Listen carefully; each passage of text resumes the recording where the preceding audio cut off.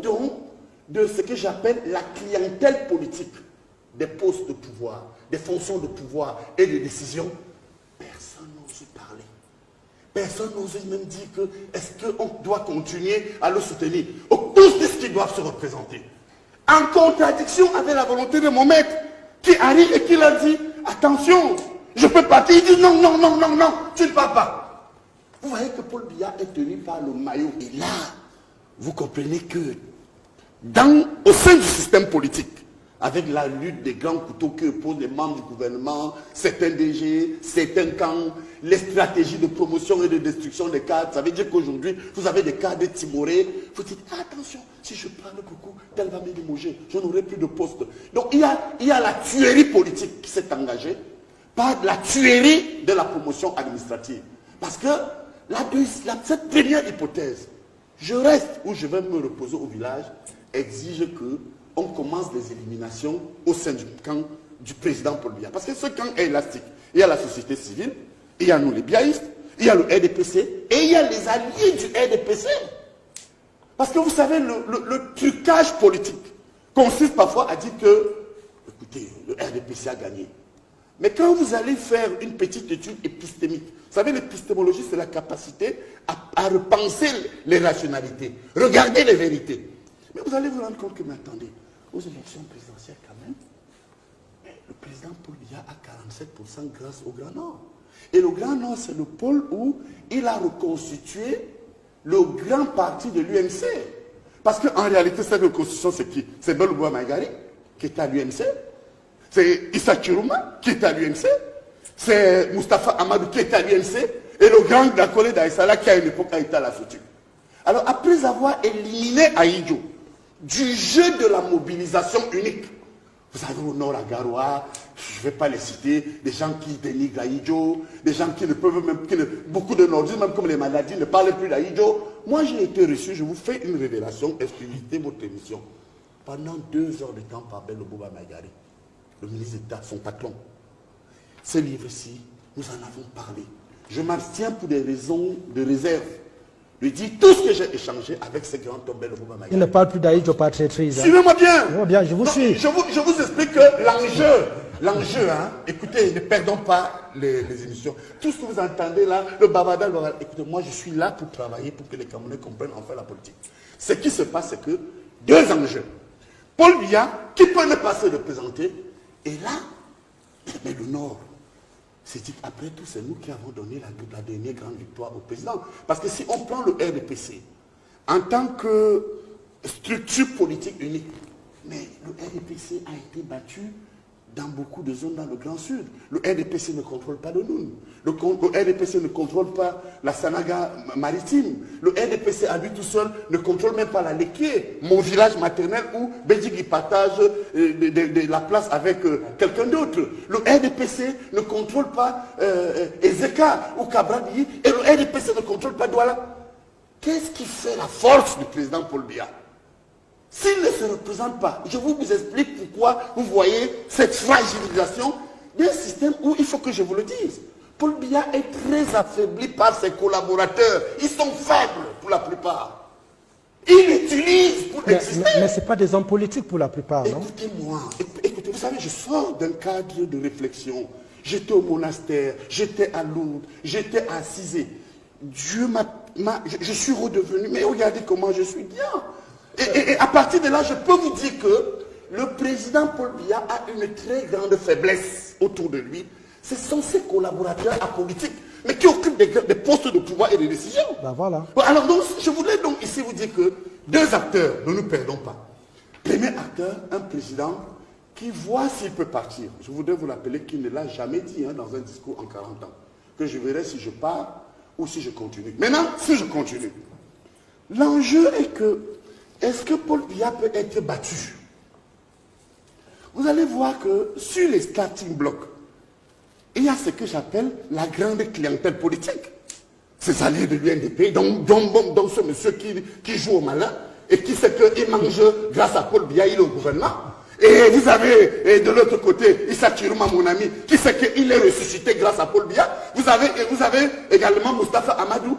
Et vous allez voir que autour de ce que j'appelle la clientèle politique des postes de pouvoir, des fonctions de pouvoir et de décision, personne n'ose parler. Personne n'ose même dire que est-ce qu'on doit continuer à le soutenir. Tous disent qu'ils doivent se représenter. En contradiction avec la volonté de mon maître, qui arrive et qui l'a dit, attention, je peux partir. Il dit non, non, non, non, non, tu ne pars pas. Vous voyez que Paul Biya est tenu par le maillot. Il est pris en otage. De part et d'autre où chacun se dit, s'il part, qu'est-ce qu'on fait? Vous voyez que la plus grande faiblesse, quand on parle de Paul Biya, c'est certains collaborateurs, bandits, voleurs, escrocs, détourneurs de fonds, prisonniers virtuels, etc. C'est une réalité connue. Si Paul Biya n'est plus là, ils sont morts. Bien, maintenant de l'autre côté, il y a les rentiers même de son parti. Et regardez ceux qui tiennent son parti, dans leur propre fief même. Prenons le Grand Ouest, ils sont impopulaires. Jean Couté ne peut pas tenir à l'Ouest. Je le connais. Et puis ils ont déformé, transformé seulement cette affaire le sous-secrétaire du comité central à une espèce de gouvernement bis, avec des oligarques politico-administratifs qui n'écoutent que les ministres d'État, les X, les Y. Malheureusement, je termine. Non, vous ne terminez pas. L'opposition. Vous garderez la parole. Bien, alors, l'opposition maintenant, vous avez dit, quel enjeu? L'enjeu, Paul Biya qui se présente. Quel enjeu pour les inscriptions? Maintenant, pour les opposants. Pour les inscriptions, oui. L'opposition est faible.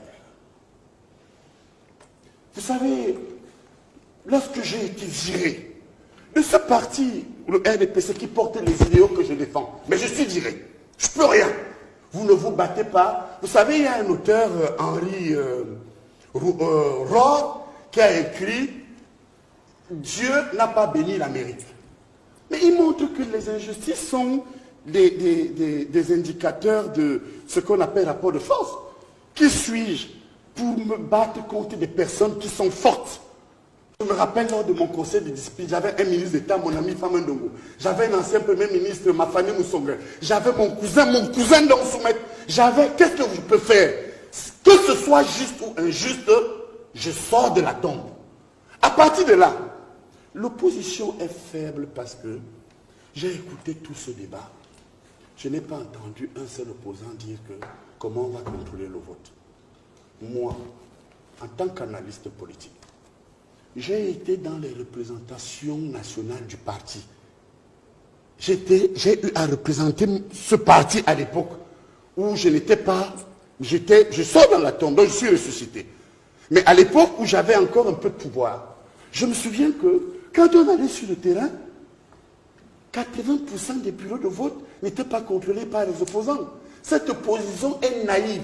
Regardez le Sénégal. Comment pouvez-vous comprendre qu'à moins de 18 mois de l'élection présidentielle, les opposants ont créé deux grandes tendances susceptibles d'amener l'alternance.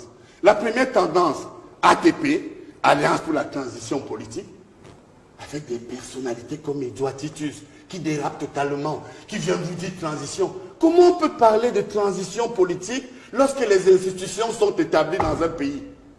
Regardez leur faiblesse. Deuxièmement, vous avez à côté l'APC, Camto, Alliance pour le changement. Mais quel est le contenu? Lorsque vous êtes approché à quelques dates, voyez-vous, d'une élection présidentielle comme celle-là, mais faites un bilan de la pratique gouvernementale, les déséquilibres dans les fonctions. Par exemple, l'eau, prenons les déséquilibres dans les fonctions.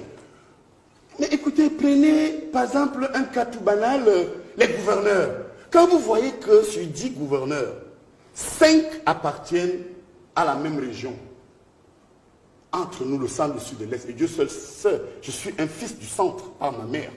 Si j'étais juif, je serais du centre. Voilà des cadres de mobilisation. Par exemple, nous les Sawa, on n'a pas de gouverneur. Quand vous prenez l'université, je vous prends le cas de l'université de Douala.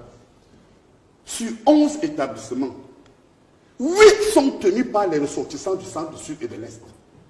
Prenez l'université de Yaoundé 2, Yaoundé 1, centre, sud et est, y compris les vice-recteurs.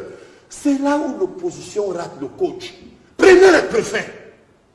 35 préfets sur 58 sont originaires d'un même coin. Mais la solution peut donc... Permettez-moi, la solution... la faiblesse de l'opposition. Oui, d'accord, la solution peut donc être ces appels aux inscriptions sur les listes électorales. Non, permettez-moi donc de vous pour que dire. la donne puisse changer, non? Il y a deux éléments où l'opposition pense qu'elle peut changer la donne. Le premier élément, ils disent réforme du code électoral. Mais ils sont faibles. Le code électoral dans tous les pays du monde, ils vont encore dire que je défends le régime, je défends le RDP, c'est ça pour bien. Mais on joue avec ce code électoral. Regardez au Sénégal, ils ont dit changer, amender. Nous, le 4 avril, Macky Sall part. Mais cette opposition, je vais vous révéler, et je chute là-dessus, sauf si vous avez un autre élément.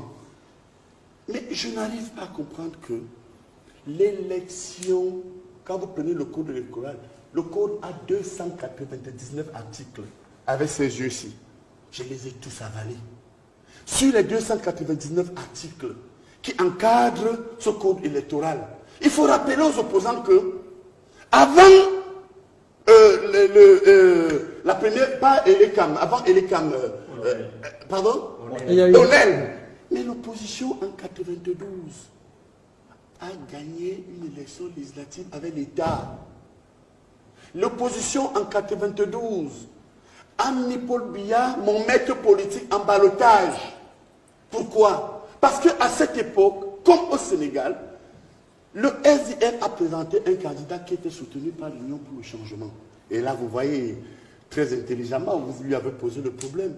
Comment comprendre que Kamto veut être président, Cabral veut être président, il peut être président. Moi, je vais vous donner une solution. Si Kamto, Cabral, déjà tous les deux renoncent à être des candidats, sollicite, si le président Paul Biya, mon maître politique, s'il se présente, je vous donne ma position tout de suite, je n'ai pas de choix. L'élève ne s'attaque pas au maître. Mais si le président Paul Biya ne se présente pas, je vous assure que même dans le RDPC, l'opposition sera battue par le candidat qui sera présenté. Pourquoi? Parce que, aussi bien Kamto que Cabral, c'est être candidat ou rien. Elle n'a pas de stratégie. Regardez au Sénégal, on a dit un premier, si on l'élimine, le deuxième, on le dit le troisième. Comment pouvez-vous comprendre que cette opposition qui passe le temps à bavarder code électoral, elle n'est même pas capable de comprendre que l'élection, vous savez où ça se joue au Cameroun? À la commission locale de vote. J'ai été représentant du RDPC, je suis professeur des universités. Vous savez, le vote que ces opposants à 80% ne surveillent pas là. À la commission locale de vote. Ce sont ces résultats qu'on remonte à la commission départementale, à la commission régionale, à la commission centrale. Et ce sont ces résultats que le président du Conseil constitutionnel proclame. On a une opposition qui ne réfléchit pas. Ils sont gourmands, ils sont opportunistes. Ils ne comprennent même pas comment on peut opposer une... C'est pourquoi moi je peux parler là-bas. Alors, donc les appels, les inscriptions sur les listes électorales ne profiteront qu'au parti au pouvoir, c'est ça? Ce n'est pas un enjeu. L'enjeu, je vous donne quelques résultats. En 2011, vous savez combien de voix le président Paul Biya a perdu entre 2011 et l'élection de 2018? 1 million de voix. C'est parti où? Pas dans l'opposition. Mais attention. Moi, je crois qu'à un moment donné, inscription, c'est bien. Mais qu'est-ce qui serait mieux que à quelques mois? Maintenant, j'ose croire, et là, il faut le dire, tous sont sous les starting blocks. Vous allez voir que l'État gouverne un peu, tous gouvernent par Internet. De temps en temps, on vous montre la photo du président, on dit voilà, il a fêté ses 30 ans d'anniversaire. On vous dit que le président tient encore. On vous dit que le président, écoutez, il a reçu des images. L'opposition aussi a un atout, cette fois. Mais les réseaux sociaux, ils canardent les oligarques, même de l'extérieur. Donc vous voyez qu'aujourd'hui, on peut les mettre dos à dos en disant qu'il y a une faiblesse actuellement de la part de l'État. On ne sent pas le gouvernement.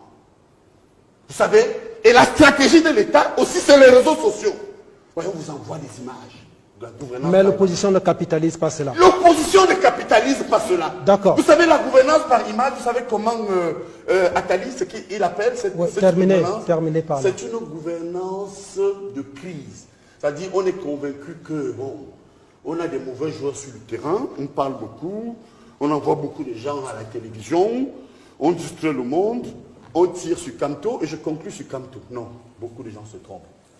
Notre constitution permet à M. Kamto de se présenter même sans le MRC. Oui, comment? Même si on l'envoie. Je renvoie ceux qui nous écoutent à l'article 3 de la Constitution. Vous savez, quand nous sommes dans les amphis, nous disons souvent à nos étudiants qu'il y a des constitutions souples et des constitutions rigides.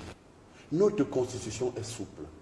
Article 3, pour ceux qui nous regardent, ouvrez la Constitution 18 octobre 1996. Les partis politiques concourent à l'expression du suffrage.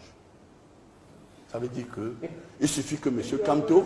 Les principes de démocratie. De démocratie, bravo, merci beaucoup. Et les lois. Et les lois. Et là, vous allez voir, madame, que par ce principe, il peut se faire investir par un parti autre que le MRC. Ça veut dire quoi pour conclure pour moi? Oui.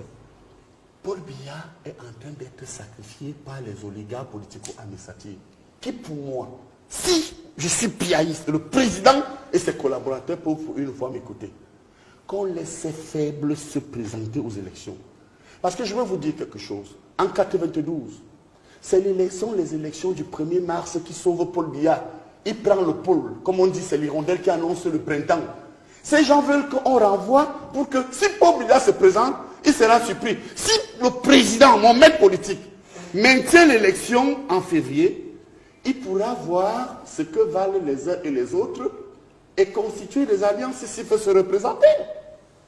Alors que font ces faibles qui sont qui députés, qui maires, qui comité central, qui toutes sortes de subterfuges qui gênent. Il dit non, non, non, non, non, non, non, non, on va renvoyer.